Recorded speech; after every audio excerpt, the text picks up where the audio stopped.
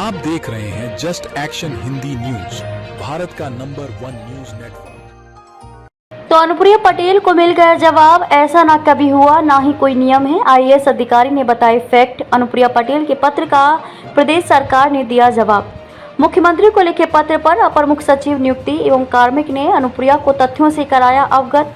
UP लोक सेवा आयोग, अधीनस्थ सेवा चयन आयोग व उच्च शिक्षा विभाग के नियमों का दिया हवाला। प्रदेश सरकार ने शनिवार को केंद्रीय मंत्री व अपना दल एस की राष्ट्रीय अध्यक्ष अनुप्रिया पटेल की भर्तियों में ओबीसी और SC/ST के लिए आरक्षण संबंधी मुख्यमंत्री योगी आदित्यनाथ को लिखे पत्र का जवाब भेज दिया। नियुक्ति एवं कार्मिक विभाग के अपर मुख्य सचिव डॉक्टर देवेश चतुर्वेदी की ओर से अनुप्रिया को भेजे गए पत्र में स्पष्ट तौर पर बताया गया है कि आरक्षित वर्ग के पदों को किसी भी सूरत में दूसरे वर्गों से नहीं भरा जा सकता है।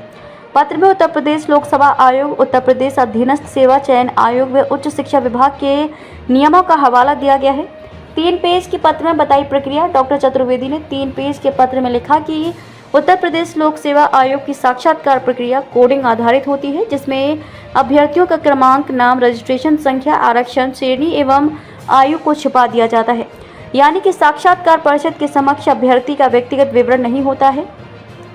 साक्षात्कार परिषद नॉट सूटेबल अंकित नहीं करती है, केवल ग्रेडिंग दी जाती है। यदि किसी श्रेणी के अभ्यर्थी न्यूनतम अर्हता अंक नहीं पाते हैं तो ये सारे पद आयोग या किसी अन्य स्तर से किसी भी अन्य श्रेणी में परिवर्तित करने का अधिकार नहीं है। ऐसी रिक्तियां कैरी फॉरवर्ड की जाती हैं।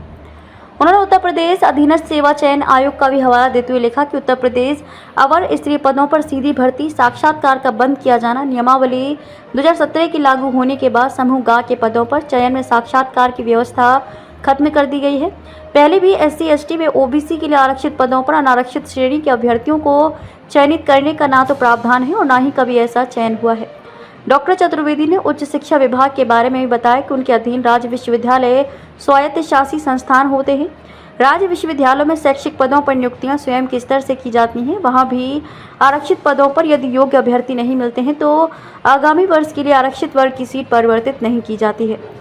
अनुप्रिया पटेल ने पत्र लिखकर उठाया था सवाल। गौरतलब है कि NDA सरकार में सहयोगी अपना दल सोनीलाल की राष्ट्रीय अध्यक्ष अनुप्रिया ने गुरुवार को मुख्यमंत्री योगी आदित्यनाथ को पत्र लिखकर कहा था कि विभिन्न प्रतियोगी परीक्षाओं में अन्य पिछड़े वर्ग एवं अनुसूचित जाति जनजाति वर्ग के लिए आरक्षित पदों पर नॉट फाउंड सूटेबल की प्रक्रिया बार बार अपनाती हुई उन पदों को अनारक्षित घोषित कर दिया जाता है।